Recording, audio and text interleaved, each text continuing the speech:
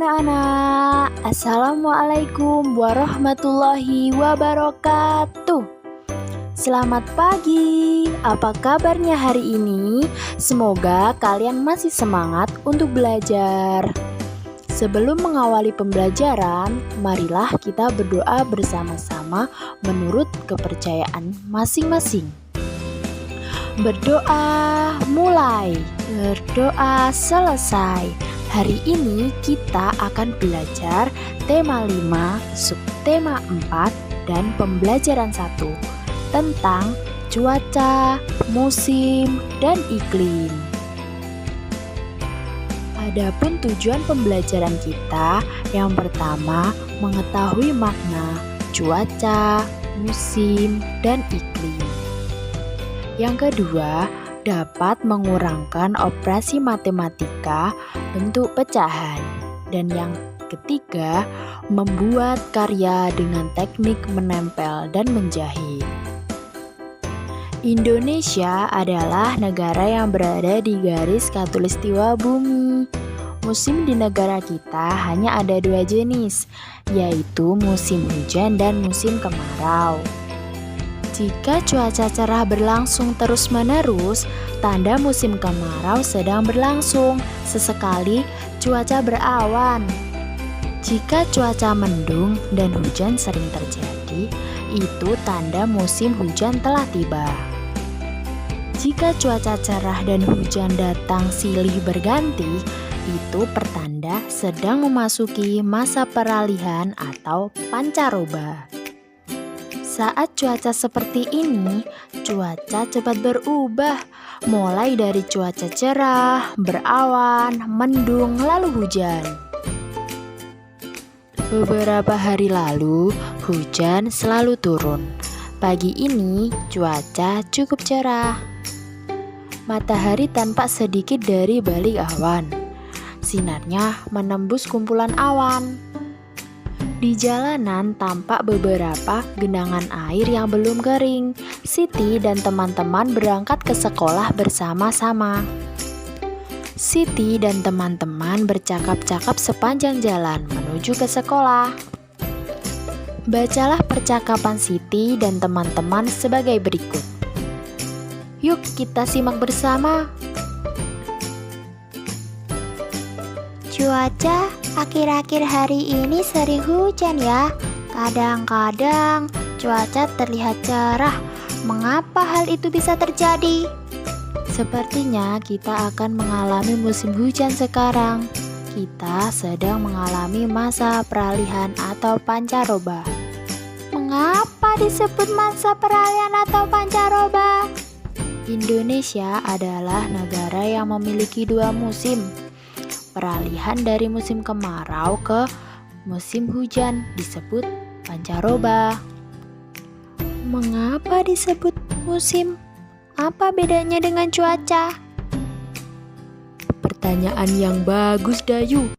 Yuk kita ke perpustakaan sekolah. Di sana bukunya banyak. Kita bisa dapat jawabannya. Saya setuju. Saya juga mau ikut mencari informasi itu. Siti dan teman-teman tiba di sekolah. Mereka berencana mencari buku di perpustakaan saat istirahat nanti. Waktu istirahat telah tiba. Siti dan teman-teman pergi ke perpustakaan sekolah. Di sana banyak buku yang berisi tentang informasi cuaca, musim, dan iklim. Di dalam perpustakaan kita harus tenang agar tidak mengganggu pengunjung yang lain. Nah, apakah ada perpustakaan di sekolahmu? Carilah buku tentang cuaca, musim, dan iklim. Bacalah bersama temanmu. Beni menemukan sebuah buku tentang cuaca, musim, dan iklim. Berikut informasi dari buku itu. Judulnya Iklim, Cuaca, dan Perubahannya. Iklim dan cuaca. Cuaca merupakan suatu gejala alam. Cuaca dapat terjadi dan berubah dalam waktu singkat. Perubahan cuaca dapat dirasakan dari menit ke menit atau jam ke jam. Iklim adalah lamanya keadaan cuaca di suatu daerah tertentu. Iklim biasanya diamati dalam waktu lama, dari bulan ke bulan. Iklim menyebabkan adanya musim. Contoh, musim dingin, panas, semi, gugur, hujan, dan kemarau. Iklim dipengaruhi letak suatu negara di bumi. Oleh karena itu, beberapa negara memiliki musim yang berbeda.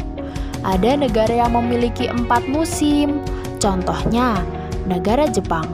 Ada juga yang memiliki 2 musim. Indonesia terletak di garis khatulistiwa atau ekuator. Iklim di Indonesia disebut iklim tropis dan memiliki 2 musim. Musim hujan terjadi pada bulan Oktober sampai Februari. Musim kemarau terjadi pada bulan Maret sampai September. Sudahkah kamu membaca teks bacaan tentang cuaca, iklim, dan musim yang ditemukan oleh Benny? Informasi apa saja yang diperoleh dari bacaan tersebut? Tulislah informasi yang kamu peroleh di tempat yang tersedia. Misalnya, informasi yang pertama yaitu cuaca merupakan suatu gejala alam. Yang kedua, iklim adalah lamanya keadaan cuaca di suatu daerah tertentu. Yang ketiga, iklim menyebabkan musim dingin, panas, semi, gugur, hujan, dan kemarau. Iklim ditentukan berdasarkan letak suatu negara di bumi. Yang keempat, ada negara yang memiliki 4 musim, contohnya Jepang. Ada memiliki negara 2 musim, contohnya Indonesia. Yang kelima, Indonesia terletak di garis khatulistiwa. Musim hujan terjadi pada bulan Oktober sampai Februari. Musim kemarau terjadi pada bulan Maret sampai September. Jadi, bagaimana Dayu? Apakah kamu suka dengan buku tadi? Buku itu sangat membantu, Benny. Saya makin mengerti tentang cuaca, musim, dan iklim. Terima kasih. Wah, saya jadi bertanya-tanya, apa itu garis khatulistiwa? Dari mana kita tahu kapan datangnya musim hujan dan kemarau? Teman-teman, apakah bisa menjawab pertanyaan Siti? Saya tahu jawabannya, tetapi tidak sekarang. Datang saja ke rumahku nanti sore. Wah, seperti ada rahasia saja. Baiklah, kami akan ke rumahmu nanti sore. Pada sore hari, Dayu dan teman-teman berangkat ke rumah Edo. Cuaca berawan mengiringi langkah mereka sepanjang jalan. Saat tiba di rumah Edo, mereka diminta berkumpul di ruang keluarga. Edo menjelaskan bahwa 3 hari lagi teman ayahnya akan datang. Namanya adalah Pak Tono. Pak Tono itu bekerja di BMKG. Pak Tono akan menjawab semua pertanyaan teman-teman Edo. Ibu Edo akan membuat kenang-kenangan untuk Pak Tono. Ibu Edo akan membuat karya kreasi dari kain. Edo dan teman-temannya akan membantu Ibu Edo. Sebelum dimulai, Edo mengambil gunting untuk memotong kain. Edo membagikan kain kepada teman-temannya. Nah, inilah gambar karya yang akan dibuat mereka. Kain-kain itu akan digunting menjadi berbagai bentuk. Ada yang berbentuk persegi, segitiga, persegi panjang, dan lingkaran.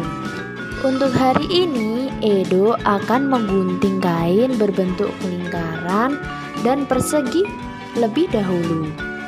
Mula-mula Edo menggunting kain berbentuk lingkaran.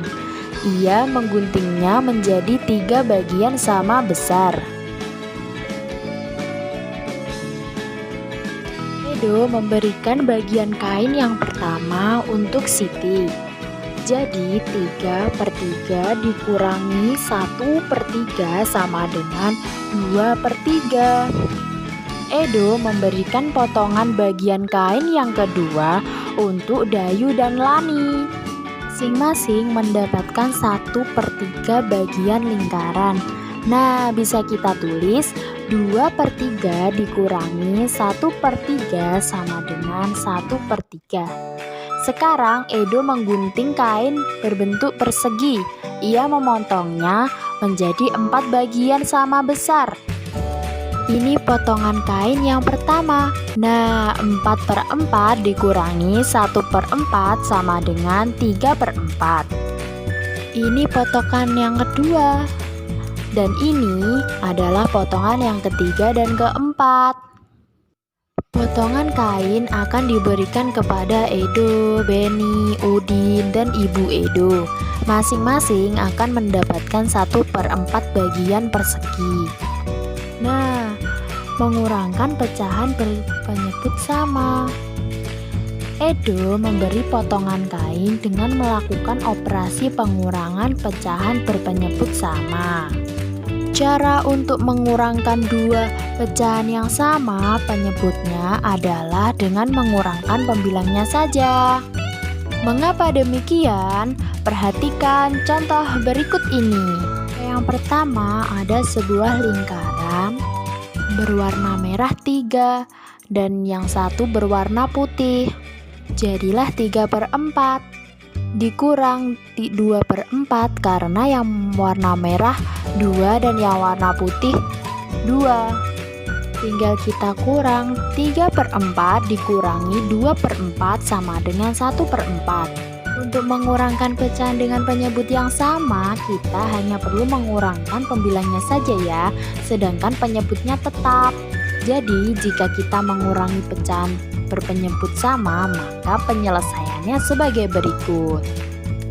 5/6 dikurangi 4/6 sama dengan, tinggal pembilangnya dikurangkan aja. 5 dikurangi 4 sama dengan 1, jadi hasilnya 1/6. Dapatkah kamu melakukan operasi pengurangan pecahan dengan penyebut yang sama? Nah, sekarang kerjakan latihan operasi pengurangan pecahan berpenyebut sama sebagai berikut. Sekarang kita akan membuat karya dengan teknik menempel dan menjahit. Edo sudah membagikan kain untuk membuat karya. Karya dengan kain ini termasuk karya seni rupa 3 dimensi. Ibu Edo menjelaskan bahwa seni rupa 3 dimensi ini bermacam-macam teknik pembuatannya. Teknik yang digunakan oleh Ibu Edo namanya teknik aplikasi. Teknik ini menggunakan teknik menempel dan menjahit. Edo dan teman-teman sudah memegang potongan bagian kain masing-masing. Ibu Edo lalu mengajari cara menjahit potongan kain tersebut dengan teknik veston. Langkah yang pertama, tempelkan 2 potongan bagian kain yang berbentuk sama. Perhatikan posisi jarum pada kain. Tusukkan jarum sesuai gambar. Langkah kedua, menjahit veston ke seluruh pinggiran potongan kain. Langkah yang ketiga, menempel potongan bagian kain yang sudah dijahit ke kain utama. Cobalah lakukan bersama orang tuamu. Terima kasih, kalian sudah dapat menyelesaikan materi pada hari ini. Kamu memang anak pintar. Ayah bunda terima kasih ya sudah mendampingi anaknya untuk belajar hari ini. Semoga Ananda dapat memahami materi pembelajaran hari ini dengan sesama. Jangan lupa membereskan perlengkapan belajar dan berterima kasih kepada orang tua, serta berdoa setelah belajar. Terima kasih. Wassalamualaikum warahmatullahi wabarakatuh.